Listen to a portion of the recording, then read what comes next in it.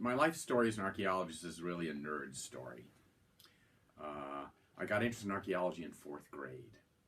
You know, things like C.W. Ceram's books all about archaeology or God's Graves and Scholars were exciting.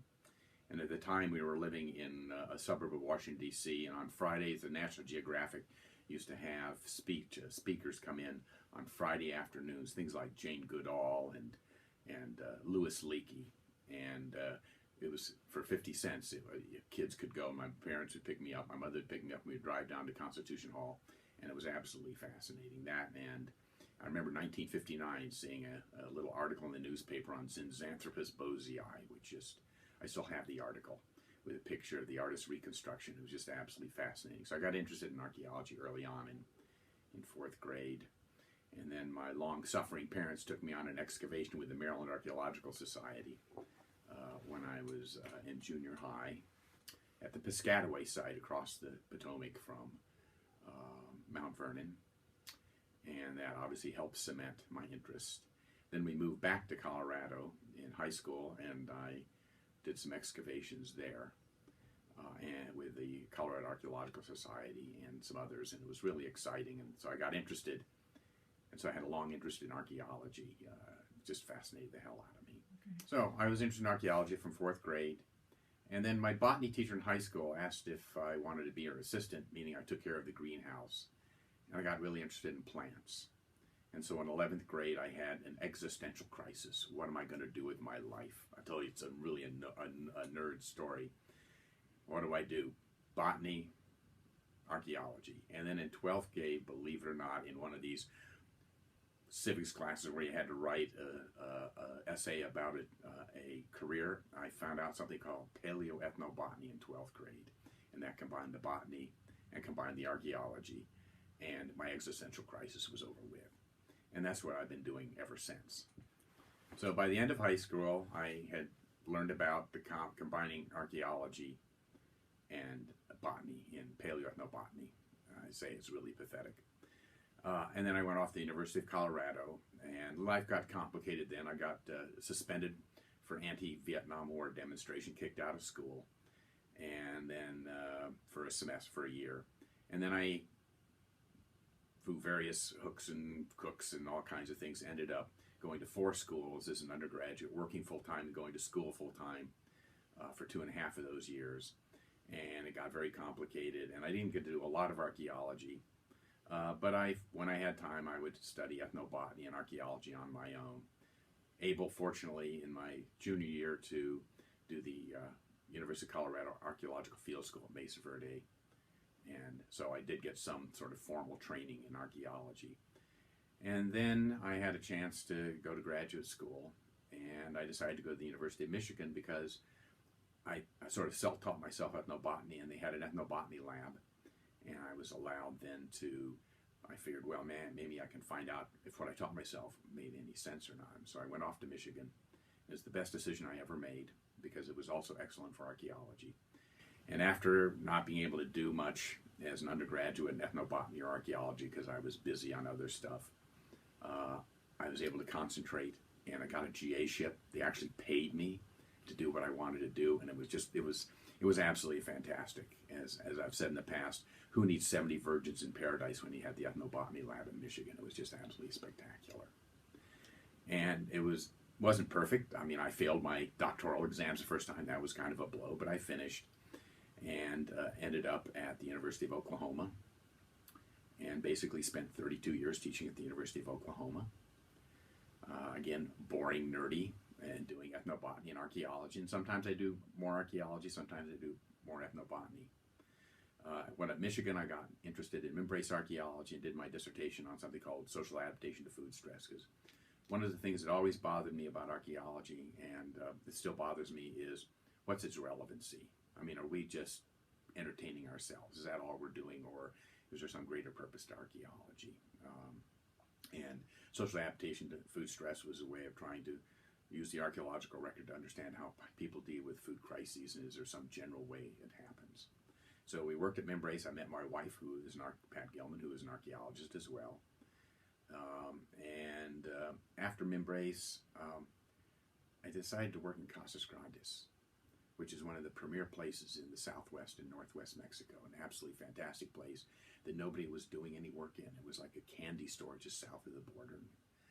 And so I went down and talked to the archaeologist in Spanish, and he should get some medal given. Listen to my Spanish for 8 hours. It's pretty amazing on his part. And then I asked Mike Whalen if he wanted to join me, who I knew from graduate school, and he was a Mesoamerican archaeologist doing work in the Southwest, and we've collaborated and went down to work in Casas. I originally wanted to look at the social adaptation question, how people respond to food problems, from taking it from a situation where you basically had autonomous villages, no great strong hierarchy, and take it to a place where you did have probably had a hierarchy at Casas Grandes. And that was the reason I wanted to work there. And it soon became clear once we started working that basic information like demography, chronology, settlement distribution patterns, we didn't have a clue. And so any kind of model that I tried to put together would just be an absolute fairy tale because the variables were so poorly known. And so the choice was to abandon it or just basically do basic archaeological work in Chihuahua, and we chose the latter. And so my colleague and I have spent close to 25 years working in Casas Grandes doing basic work. Charles DePesa, who did the major project and a spectacular project, worked for the most part at the site of Paquime or Casas Grandes. And what we have tried to do is look at the regional context. We did archaeological survey, recorded about 450 sites, and then we excavated for many years. And then also, in addition, I've done some ethnobotanical stuff and looking at agricultural fields. But it was pretty much basic archaeology, looking at trying to understand what's the population dynamics, what's the chronology, where sites located, why are they located, etc.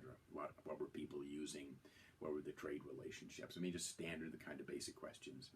In many ways, it seems anachronistic from a southwestern perspective because a lot of those kinds of questions were answered in the ancestral Pueblo and Hohokam area because there's been a lot of research. But in Chihuahua, which is about the size of New Mexico or Arizona, there are 5 or 6 archaeologists compared to hundreds north of the border.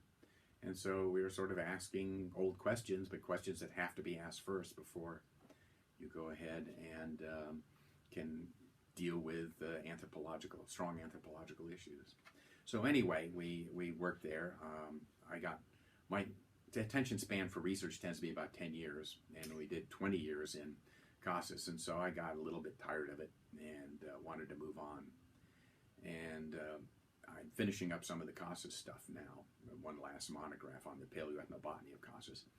But then when I also have been concerned about getting back to that issue, which has bothered me ever since graduate school, and that's the value of archaeology. And I think given the kind of recent political developments with the election of President Trump, archaeology has to explain itself better. We've gotten by so much on just simply because it's interesting, and that's probably not enough of a justification.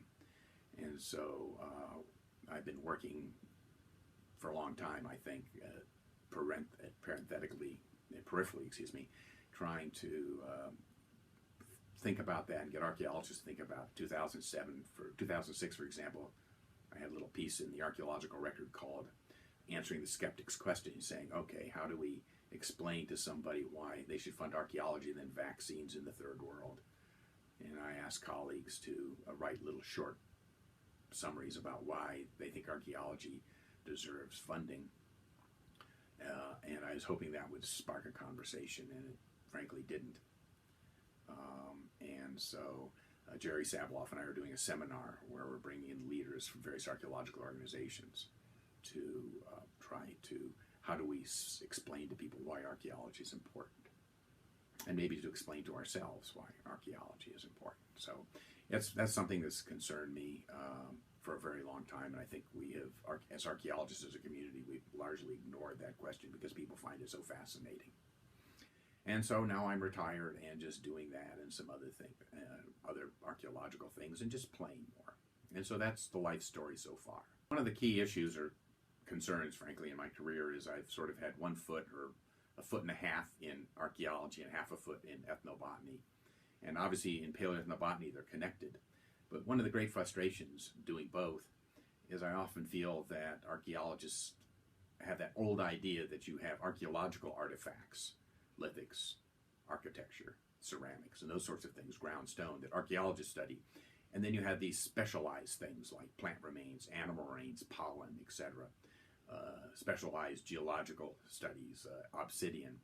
And the people that do that aren't archaeologists, they're specialists. And in the past, you had the monograph, and there would be obviously an appendix on the plant remains from X site that was just sort of off by itself, that might be of interest to a very few people who have that interest in that niche. And it's been very frustrating because I view plant remains, particularly seeds and wood, which what I focus on, as integral and as much an artifact as anything else. They tell us about people, people modify the environment, etc. And the core, we wouldn't have those ceramics if people didn't eat. And what did they eat? Well, they ate the plants and the animals. And so one of the frustrations I've had, and I think a lot of specialists have that frustration, is that in some ways, if that's what we are, just specialists, then we're not really viewed as core archaeologists. And my bona fides of archaeology, I think, largely has come from the work at Minnis and the work at Casas Grandes, and not the ethnobotanical work, even though in many ways I think the ethnobotanical work as is important. It's important not only for archaeology, people have to eat, how they make a living is critical. And I by the way, think it was very fortunate that when I came up into archaeology, I had gotten this interest in ethnobotany, and it resonated well with the theoretical interest in archaeology, you know, evolution and ecology, which aren't all that popular anymore. But subsistence studies were critical. People recognized it was critical, and I happened to come along right at the time where that fit what my interests were. And it's obviously people aren't quite as interested anymore. I think that's unfortunate, because subsistence obviously is related to rituals, related to politics, is related to social institutions, and is an essential human need. And not only that, but getting back to the kind of concerns about how archaeology is relevant in the world, I think that we can offer a lot, the specialists, both plants and animals. Let me give you two examples. One of them is in terms of environmental change and anthropogenic change. That there are a lot of examples where indigenous peoples, even low density hunters and gatherers, have significant impacts on the environment. And if we're going to have sustainable environmental protection and preservation, we have to understand ecological dynamics.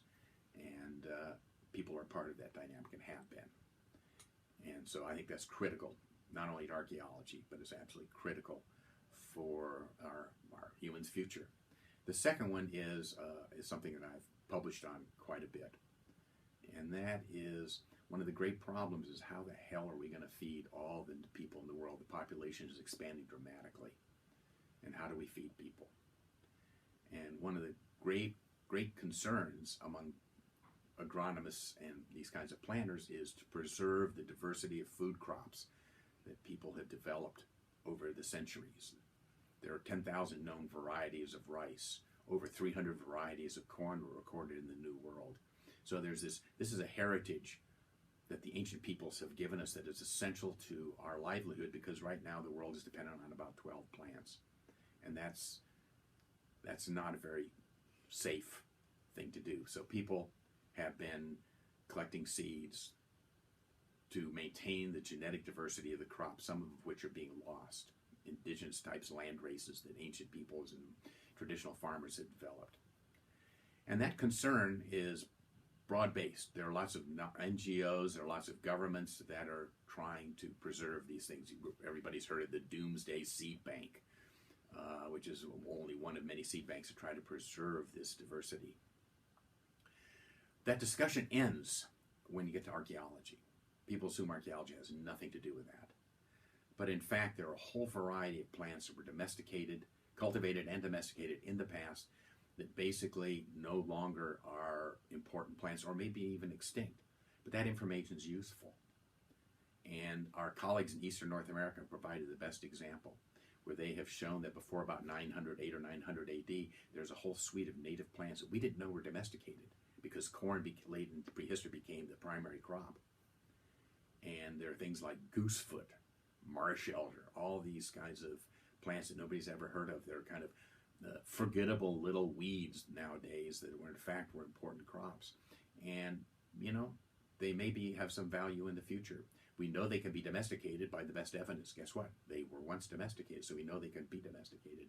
And they may or may not be useful, but we should keep that information. So understanding the diversity of crops and and having that range of germplasm to allow us to better deal with the increasing dramatic needs for food for an expanding population, archaeology has a small but not necessarily irrelevant part to play.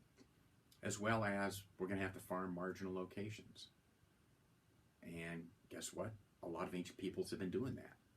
And by studying ancient farming practices, whether it be raised fields, sunken fields in Ecuador, or rock mulch agriculture in the Southwest, some of these techniques may be valuable, that they will teach people how to, are there techniques that we can use, that ancient peoples used to grow crops in what are marginal areas. And in fact, there's some work being done now that's really exciting, where people are taking that archaeological information and with the requirements, climatic requirements, environmental requirements of different crops, and estimating where they could have been grown and where they may be able to be grown in the future. So archaeology is not the central way to solve the sustainable food supply in the future, but it also has some information that may be useful, and more useful than I think people think. And so getting back to it is that the specialists are not off by themselves and irrelevant. They're integral parts of archaeological research. And this mindset, which I think has changed some, that the specialist reports are little appendices that are not very critical to understanding humanity in the past, I'm hoping that's changing, and it needs to change more quickly, because I know all the people that I know who specialize in these kinds of analyses, even though they're also, and we view ourselves as archaeologists, I think often are a little frustrated that we tend to be viewed as these specialists. People call you up and say, I got some plant remains, how much do you charge? And you don't know why they want to know and how this fits in the rest of the research design of the project, and that's deeply frustrating. One thing that's obvious if you're an archaeologist is archaeologists don't work alone, and so that social network is so absolutely essential. Obviously, family is first. I mean, my poor parents who had no interest in archaeology, I dragged them to meetings of the Maryland Archaeological Society and the Colorado Archaeological Society, and actually they were good sports and actually went on some excavations, which I'm sure that my father is grew up on the farm, I'm sure didn't want to dig holes in the ground anymore. He well past that. So the family obviously is important. One of my first people I really appreciated was David Bredernitz, who was a professor at the University of Colorado, and I worked on the field school. And what I really liked, and I learned from him, and maybe it was a lesson I shouldn't have learned, is to treat archaeology seriously, but not to treat archaeologists seriously. He had a good sense of humor and could be quite crude, which fit into my personality. But he placed archaeology, and he was serious about that. But he had a lot of fun, and he didn't treat everybody else personally so seriously. So he was very important. And of course, the people at the ethnobotany lab were essential. Dick Ford was my major advisor, who was absolutely critical for helping me develop my interest in ethnobotany as it related to archaeology, and was pretty flexible. He wanted me to do something for my dissertation. I said, no, I wanted to do something else, and he didn't push or be a jerk about it. So I owe an incredible debt to Dick Ford. But also Volney Jones, who was Dick Ford's advisor, was retired, and he was in the ethnobotany lab. And it was just absolutely spectacular, because Volney Jones his personal experiences go back to the 1930s. And so it was like this living legend in paleoethnobotany, who knew some of the earliest people and trained some of the next generation before me, and he was very good. The only problem is we both smoked cigars, and whenever Dick Ford would catch us smoking cigars, I was the one who got in trouble instead of Volney Jones. It was just absolutely unfair, but understandable. My early sustained work was with Mimbrace and Steve LeBlanc. And one thing students need to know is how important these projects are for the social networks. Steve LeBlanc was brilliant, and one of the reasons a number of us worked with him, because he was open, even though he was so much smarter than the rest of us. If you could make a cogent argument, he would change his mind. And he worked in the Membrace was an area that many people didn't work in, and we were sort of off by ourselves, and he put together a hell of a project. But in addition, there were a number of us graduate students at the time who worked in Membrace, and we've continued to be friends. That, you know, 40 years later, even if we go off in different directions, you know, we know each other and are perfectly comfortable with others. And I see this with people who worked on other projects where they did their dissertations or master's thesis on a project, that those early social networks were absolutely essential. And so, you know, cherish them, work with that group, and be glad you're in a discipline that works with groups of people, because those social connections can continue for a very, very long time, and a source of intellectual stimulation as well as our personal sustenance, to sound kind of corny. And, you know, Michael Whalen, who I've worked with for 20 years, I've known him for we've known each other almost half our lives and worked together for a good third of our lives, intensely, obviously. There are lots of students who worked on our projects, so we got to know some that I can't even remember the names, but I remember them. The number of people, you know, Doug Schwartz gave me an opportunity to, as a weatherhead at SAR, allowed me to finish my dissertation and start my first book, which I never completed, but then I used the chapters in other things. You know, it's a social group. Archaeologists are very social. We thrive in communities, and there are just so many people that one should be thankful for. And so don't burn bridges if you have to, if you don't have to. I didn't have a lot of students. I had mostly MA students at Oklahoma. When I went to Oklahoma, it was a very small department. One of the problems is in archaeology, since it's so small, where you get your degree really helps, is very important. You know, there's certain places, if you get a degree from a certain place, they assume you're competent. And I've had that come back on me. And so I didn't push having PhD students. If we had good students, we tried to get them, for most of the time, to go elsewhere, because Oklahoma didn't have a good reputation, so I focused on MAs. Nowadays, Oklahoma's changed. There were 12 people in the department when I first started. Now there's 28 or 29, and it's a perfectly reasonable PhD. But I've had a couple of PhD students, and they've been very good. And they're Mike Searcy in particular, who is my last one, teaches at BYU, and I'm hoping he continues in Casas Grandes work. So anyway, the point of all of that, again, is just these social groups are so important, and they sustain you, and they last a very, very long time. The people that, archaeology is small enough, the people you get along with, you'll get along with for a long time, and the people you don't get along with are going to be there for a very long time. So, you know, make as few enemies and as many friends as you can. That would be my primary advice, okay? Oh, you know, after you've published a lot and done a lot of research, it gets harder and harder to decide what your major contributions are, because there are contingent things that happen. Like Casas Grandes, I wanted to go study how people respond to food stress in a hierarchical society, and it turned out that's not what I did for 20 years, for a variety of reasons. And also an individual, it's hard for an individual to evaluate what their major contributions are, because we aren't the most objective people. What I can say is, what are the most fun publications you've done? And there are two in my mind that are probably irrelevant, but they were fun to do. And the first one was an article I did in 1992. I published in the Journal of Ethnobiology on famine foods. And that is a topic that just fascinates the heck out of me, for a variety of reasons. It's a type of food that doesn't get any respect, and it gets almost no academic interest, but there are a variety of reasons where it's very, very important. And I wrote that article on famine foods in the Southwest, and it really opened up a new world. And the next book I have planned, if I get to it, is a wider look at famine foods. Again, it's maybe not critical. I don't know if it's ever been referenced very much, but it was just a lot of fun and opened up a lot of avenues that were of interest to me. The second one was article I did on the discovery of the first chili seed from the Southwest. Now, I should take great pride that when Mike and I published that article, it's probably the longest article in American antiquity on the smallest artifact ever found.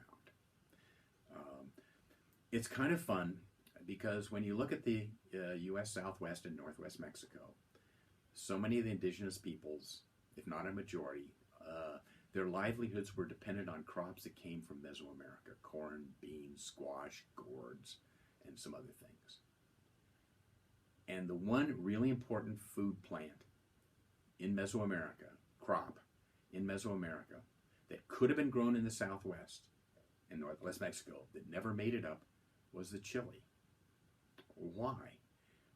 It's kind of a mystery because chilies grow perfectly well in the Southwest and in Northwest Mexico. What's the official vegetable of New Mexico? The chili.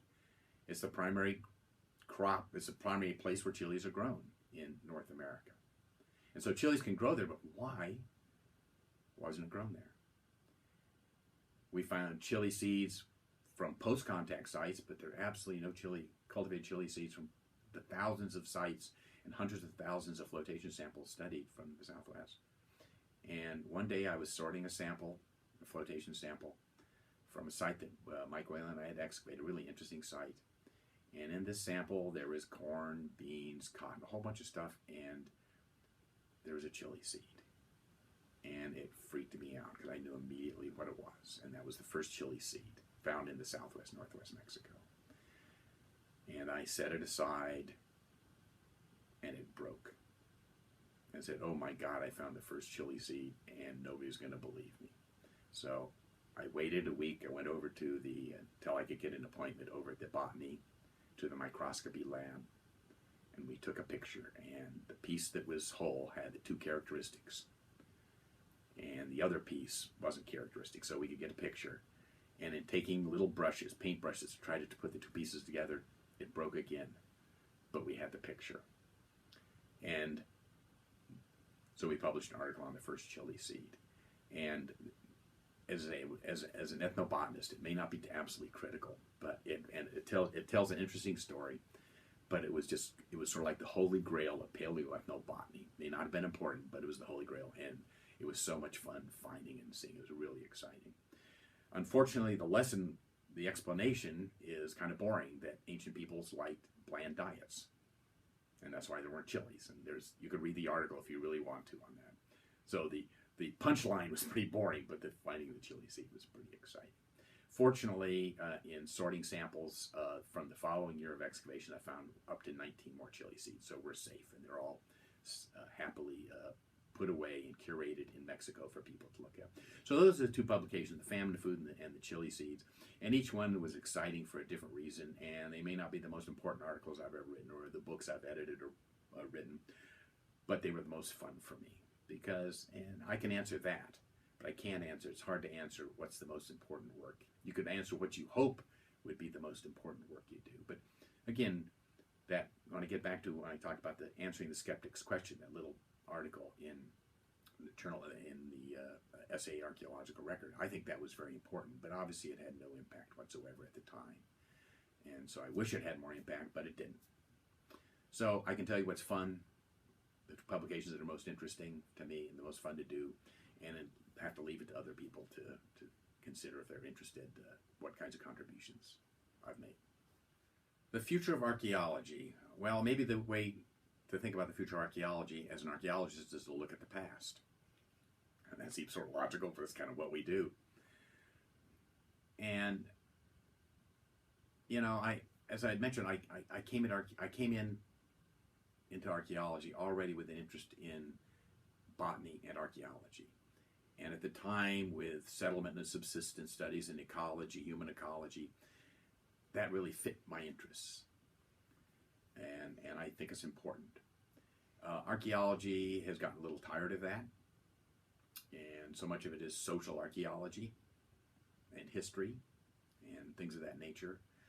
And so, frankly, if I was starting my grad career with some of the things that are interested in archaeology over the last 5 or 6 years, I may not have gone into archaeology. I may have actually sort of gone into the botany end.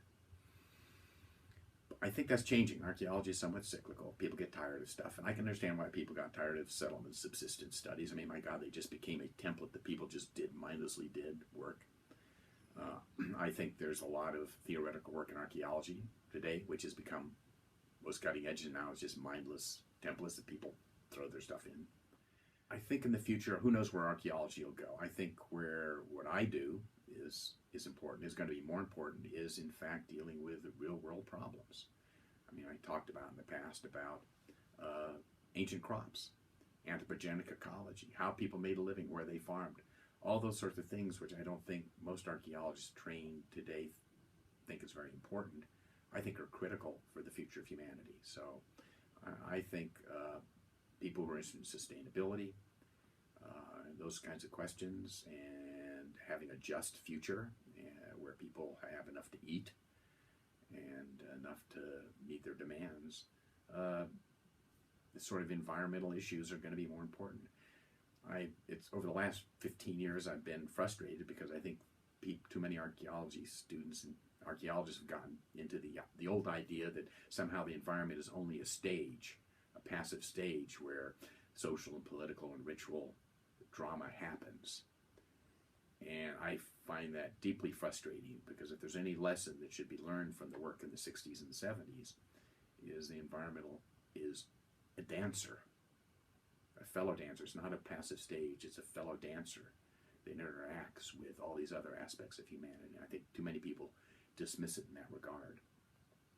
And so I think paleoethnobotanical work and environmental archaeology is going to become more and more important as we realize the contributions it can make for dealing with real world problems with climate change and environmental degradation, increasing populations and effect on the environment, as well as the need to support and to feed in expanding populations, almost an exponentially expanding population. We are facing real existential problems on the world, and I think the kind of archaeology I do has important future, and I hope more and more archaeologists see it that way as well. I think they do, but you never know.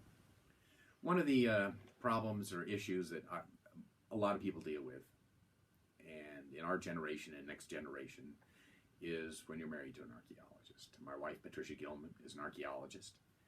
She was actually chair of the department for 10 years, was technically my boss for 10 years, which was kind of amusing. We taught in the same program for 25 years. And you know, archaeology is social enterprise in all senses of social, and so often people meet their spouse on projects. I mean, we can think of so many examples, and it's really important and really valuable when your spouse has the same passion you have. I mean, that's so incredibly important. But there are problems that can be really difficult to solve. How do you get two jobs in the same place? For example, and I'm going to give you our example, and it's only one example, but the University of Oklahoma, when I was hired, I had finished before my wife, and we wanted to split a job, figuring that's the safest thing. It doesn't cost them any more money, and they get two people for basically the price of one. And for a very good reason, when we first went there, the dean said no, and I understand his reason for that. But then the dean said yes, and the department said no. Ultimately, the dean overrode the department and split a position. So my wife and I had a split position. It worked out that we both then could build our careers. The problem, of course, is you had half jobs. And then ultimately, when my wife was negotiating to be chair, we got two full-time jobs, and we were rolling in dough. So for a very long time, we didn't have much money, and it was really tight. But it was well worth it, because we could keep our passions, both our personal passions and our professional passions, going. And there is no easy solution. We know lots of our friends have been couples who both do archaeology. And in the old strategy where the husband took the job and the wife went wherever and she then became a high school teacher, that's not viable anymore. And it's not fair. And so it's always going to be a problem, whether you're being contract, whether you're being museums, whether you're in academia. And it can be very frustrating to say we didn't have 2 full-time jobs until we were 50 years old. But looking back, it was absolutely essential. You know, if one of us had to have given up archaeology to somehow have a better lifestyle, that probably would have caused all kinds of other tensions. And so I don't know what advice to give couples who are in archaeology, but you know, yeah, it's you need to be flexible, but you also need to figure out very clearly, very strongly what's important and hope for the best.